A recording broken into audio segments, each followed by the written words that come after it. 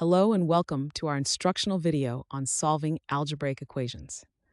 Today, we will be solving the problem of finding the value of the variable in the equation 5 times x divided by 9 equals 5. This may look daunting at first, but by following a few simple steps, we can easily find the solution. Let's get started. To solve for the variable x in the equation 5x divided by 9 equals 5, we need to isolate x. First, observe that x is in the numerator of the fraction 5x divided by 9.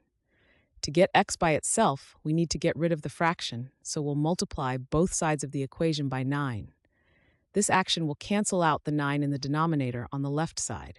So multiply 5x divided by 9 on the left side of the equation, and also multiply 5 by 9 on the right side to keep the equation balanced.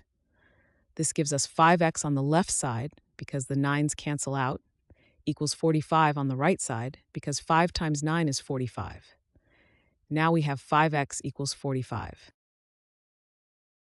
Next, we still need to isolate the variable x. Currently, we have 5x equals 45. To get x by itself, we need to deal with the 5 that is currently multiplying x. The operation needed to undo multiplication is division. Therefore, we will divide both sides of the equation by 5 to keep the equation balanced.